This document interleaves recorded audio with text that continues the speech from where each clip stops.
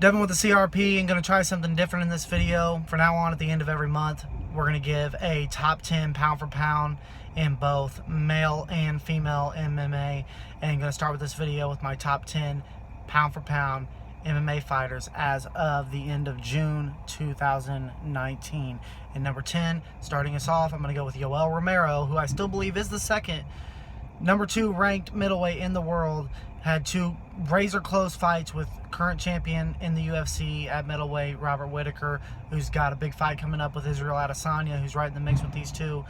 But Romero has beat literally everybody from Jacare to Luke Rockhold to Chris Weidman at middleweight, and I also think that he won the second fight with Whittaker. So I think he's really often underappreciated. I also think that he might be the biggest threat to John Jones if he were to move up to light heavyweight. But going on to number 9, I do have Robert Whittaker, Romero's longtime foe, there at number 9. He technically edged out both decisions against Romero. He's the current middleweight champion. Got a big fight coming up with Israel Adesanya. Been on the shelf a lot since last summer when he fought the second fight with Romero. I don't think he won that second fight with Romero. I do think he won the first. I thought he won 3, 4, and 5 in the first. The second one I would have given to Romero by a close margin. But nevertheless, they gave it to Whittaker. He's the champ. I got him at number 9. Going on to number 8, I got Max Holloway. Max Holloway, I had ranked a little higher before the Dustin Poirier fight when he tried to go up to get an interim belt at lightweight, and it was a failed attempt. He now has 2 losses in the books to Dustin Poirier. He didn't look like he was ready to fight at lightweight, but I still do think that he is in firm control at featherweight. I think he is still, without question, the number 1 featherweight in the world, and he's still one of the more exciting, dominant champions that we have. So Max Holloway at number 8. Number 7, I got Kamaru Usman, who I think is on top of, in my opinion, the most deep division in the sport, even in the UFC right now, over lightweight. When we look at these when we look at that lineup there, you got Usman, Woodley, Covington, RDA, Darren Till, Masvidal, Askren, Lawler, Ponzinibbio, Leon Edwards, Damian Maia, Elizu Dos Santos, Gunnar Nelson. I mean, just the depth of that division right now. And then when you got, look over in Bellator, you got guys like Rory McDonald and Douglas Lima and Koreshkov and Michael Venom Page and Paul Daly. I mean, that division to me has the biggest talent in the world, is at welterweight. And Kamaru Usman, hands down, in my opinion, is the number 1 welterweight in the world. And on top of that, I'm not sure I see anybody beating him.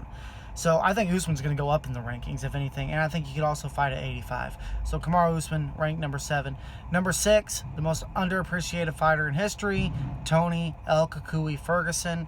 I got ranked at number 6 right now. He could be one fight away from top 5, maybe even number 1. And when you really look at his resume, 15-1 in the UFC, 12-fight winning streak, dominant fighter at lightweight, still has yet to fight for an undisputed title, which is criminal. But El Kukui, finishing fights, getting people out of there. They go through hell when they fight him. Number 6.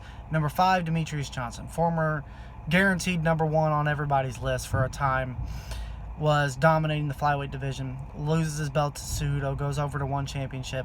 The reason I have him ranked number 5, lower than I would have had him in the past several years, is because when you look at Cejudo being able to move up to bantamweight, I'm not sure that Demetrius Johnson could be champion at bantamweight. We've seen him, the same issues that he had in the second fight with Cejudo, he had with Dominic Cruz early in his career, about he is able to get taken down and controlled.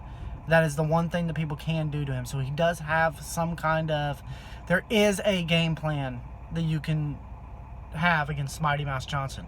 Can you go technique for technique with him? No, he'll beat everybody in that. He's faster, sharper, more technique, a better fighter than anybody who's ever existed. But you can impose your will on him. And for that, I have him ranked number 5, and I have his longtime foe, Henry Cejudo, ranked at number 4. And I do think there is things that Cejudo can do that Mighty Mouse can't do. I think that Cejudo's got more power. I think that Cejudo's a better wrestler. I think that Cejudo would win the trilogy fight. That could be controversial, but what he just did against Marlon Moraes was epic. Champ, looking great, definitely rising in the legacy category. Henry Cejudo, number 4.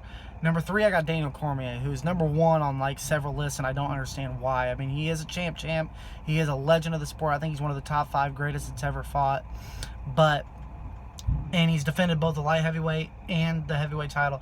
But it's important to remember that, barring personal issues with his longtime nemesis John Jones, he probably would have never got a hold of that light heavyweight belt.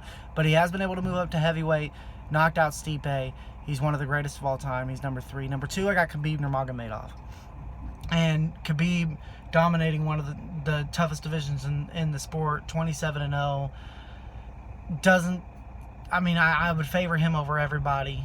Not much really to say. Just bludgeons everybody he fights, and everybody knows what you get when you get Khabib in the ring.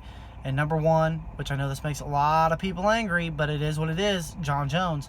You can't have a guy who's knocked out, who's finished Daniel Cormier and beat him twice, dominated a division for almost a decade, never been beat, never been... And, even the first Gustafsson fight, the only time he's really faced some serious adversity was maybe his best performance, where he really showed true championship heart, has came back even better, outclassing guys, mastered game plan, no real weakness. John Jones, if you rank him, he's number 1 on anything you rank him with. He's either the greatest of all time and the number 1 pound for pound now, or you don't rank him. That's how I felt about John Jones for a long time. So until he gets beat, if we keep seeing the same thing, I'll stand by that. But it is what it is. But here's been the CRP top 10 male pound for pound rankings as of June 2019.